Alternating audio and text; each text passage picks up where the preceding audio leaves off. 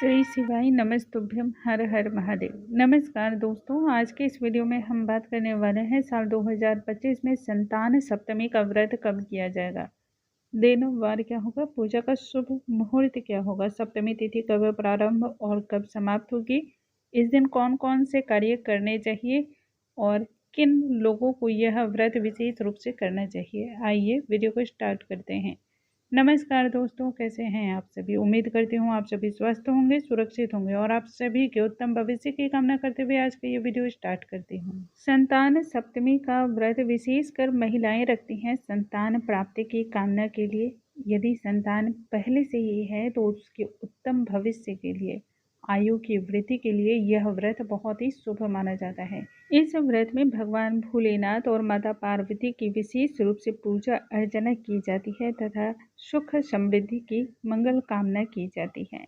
साल 2025 में संतान सप्तमी की तिथि प्रारंभ होगी 29 अगस्त की रात्रि 8:21 पर और इसकी समाप्ति होगी 30 अगस्त की रात्रि 10:46 पर। व्रत हम सभी 30 अगस्त दिन शनिवार को रखेंगे। आइए पूजा का शुभ मुहूर्त को जानते हैं। पूजा का शुभ मुहूर्त सुबह 11:56 से आरंभ होकर के दोपहर के 12:47 तक का है। पूजा विधि को अब हम जान लेते हैं। प्रातः काल उठकर स्नान इत्यादि से निवृत्त होकर के पीले रंग के वस्त्र या फिर लाल रंग के वस्त्र को धारण कर लें। लकड़ी की एक चौकी या पाटे पर हम पीला रंग का या लाल रंग का आसन डालेंगे। उस पर भगवान शिव, माता पार्वती, भगवान श्री गणेश को विराजमान करेंगे। जल के छींटे के द्वारा स्नान का भाव हम करेंगे। इसके पश्चात वस्त्र रूपी कलावा और जनेऊ अर्पण करेंगे। भगवान श्री गणेश को हम सिंदूर, हल्दी और कुमकुम का तिलक करेंगे और माता पार्वती को भी हम सिंदूर अर्पण करेंगे।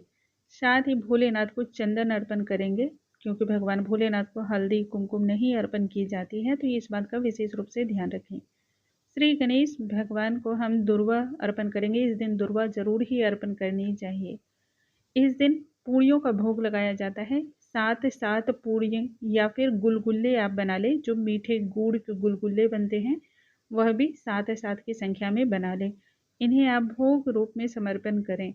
7 पूड़ियाँ माता पार्वती को भोग रूप में अर्पण की जाती है और 7 पूड़ियाँ जो है ना, आपको उसी से अपने व्रत का बाद में पारण करना होता है, खोलना होता है। तो इस तरह से 14 पूड़ियाँ बनाई जाती हैं, भोग रूप में उन्हें अर्पण की जाती हैं। 7 गांठों का एक डोड़ा भी बना लें। यदि डोड़ा आप मार्केट से चाहे तो ला सकते हैं, वरना आप घर में कलावा में भी 7 गांठों को लगा करके कलावे की भी विभिन्न प्रकार से पूजा अर्चना कर लें, जैसे हल्दी, कुमकुम, अक्षत। अब एक लोटे में जल ले लें, उसमें पुष्प डालें और जहाँ पर आप पूजा कर रहे हो ना, वहाँ पे उस लोटे को भी रखें, क्योंकि पूजा के पश्चात इस लोटे का जल भगवान सूर्य नारायण को अर्पण किया जाता है।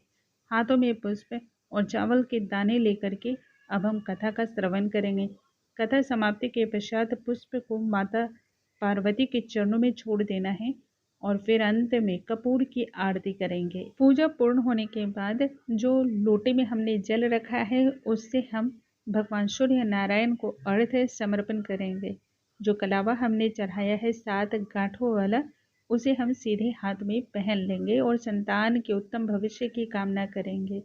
यदि संतान न हो तो संतान प्राप्ति की कामना करते हुए दूसरे दिन हम विसर्जन करेंगे। और जो पूरी हमने भोग लगाए हैं उनमें से माता पार्वती को जो हमने पूरियाँ भोग में लगाई हैं उन्हें आप दान कर दें किसी को भी, लेकिन घर में किसी को नहीं खाना है।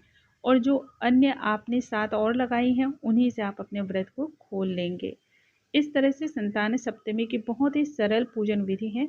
यथासंभव आप दान दक्षिणा करके अपने व्रत को पूर्ण करें। उम्मीद करती हूँ आज का वीडियो आपको बहुत पसंद आया होगा। ऐसी और भी जानकारी के लिए हमारे चैनल पर बने रहें। अगले वीडियो में नई जानकारी के साथ हम फिर से मिलेंगे। तब तक के लिए नमस्कार, हरे कृष्णा, राधे राधे।